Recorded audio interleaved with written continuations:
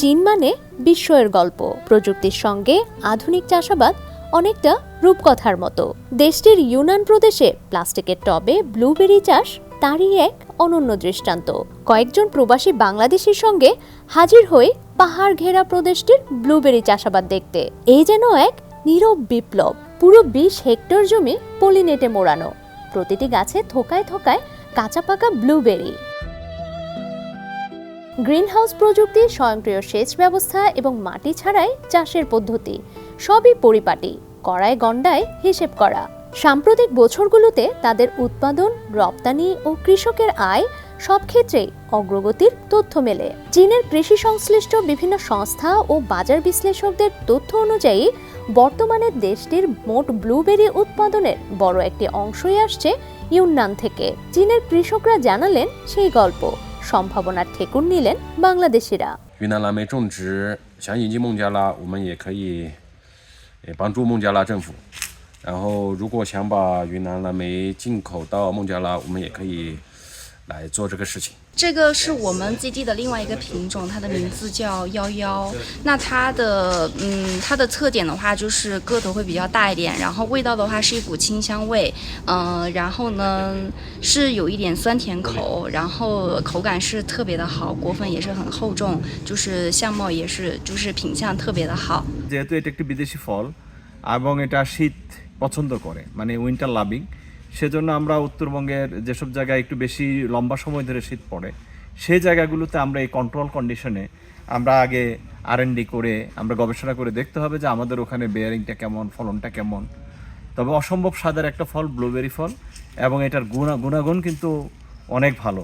তো 5-6 হাজার টাকা কেজি যেটা এই ব্লুবেরি, সেটা আমাদের দেশে হবে কি না, আর হলে এই পলি নেট হাউসের মাধ্যমে আমরা টেম্পারেচার কন্ট্রোল করে এটা সম্ভব কিনা, এ বিষয়ে আমরা দেশে গিয়ে পর্যালোচনা করে তারপরে আমরা এখান থেকে টেকনোলজি যে শিখে যাচ্ছি সেটা অ্যাপ্লাই করে আমরা চেষ্টা করব কিভাবে বাংলাদেশে ব্লুবেরি চাষ করা যায়। আমার মনে হয় এটা আমাদের দেশে যে এরিয়াগুলোতে একটু শীত বেশি পড়ে, ঢাকার বাইরে যেমন পঞ্চগড়, নর্থ বেঙ্গল এরিয়াতে এটা করা সম্ভব, এবং এইটা উৎপাদন করে কৃষি সম্ভাবনাকে অনেক দূর এগিয়ে নিয়ে যাওয়া সম্ভব। যদিও ইউনানের ব্লুবেরি চাষের সাফল্যের পেছনে বড় ভূমিকা এর ভৌগোলিক ও জলবায়ুগত বৈশিষ্ট্য। সবকিছু মিলিয়ে আদর্শ পরিবেশ, ফলে ব্লুবেরি আকারে যেমন বড় হয়, স্বাদেও হয় তেমনি মিষ্টি। আন্তর্জাতিক বাজারে বাড়ছে চাহিদা।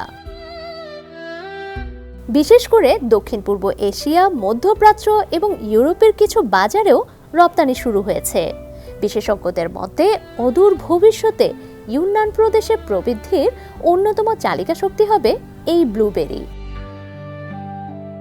এখন প্রশ্ন, বাংলাদেশের পরিবেশে ব্লুবেরি চাষাবাদ কতটা সম্ভব? এইসব নানা প্রশ্নের উত্তর যেন খুঁজছিল বাংলাদেশিরা। তবে অনুকূল পরিবেশ তৈরি করা যে অসম্ভব নয়, তার প্রমাণ কিন্তু চীনের এই পলিনেট ঘেরা ব্লুবেরি উৎপাদনের চিত্র। আর আমাদের দেশেও যে সেই সম্ভাবনা আছে জানালেন বাংলাদেশের তরুণ এই কৃষি বিশেষজ্ঞ।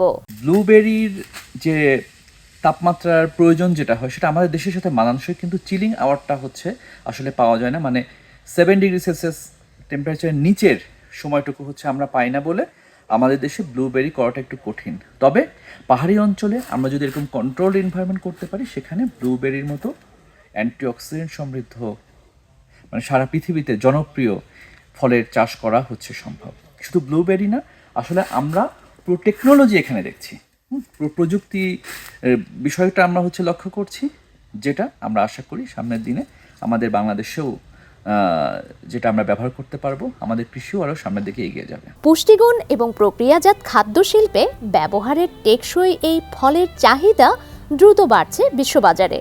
একটি ফল বদলে দিচ্ছে চীনের এক প্রদেশের অর্থনীতি। কাজে লাগাতে পারে বাংলাদেশও। প্রয়োজন সরকারের সুদৃষ্টি ও উদ্যোক্তাদের আগ্রহ। ডেস্ক রিপোর্ট, সমকাল।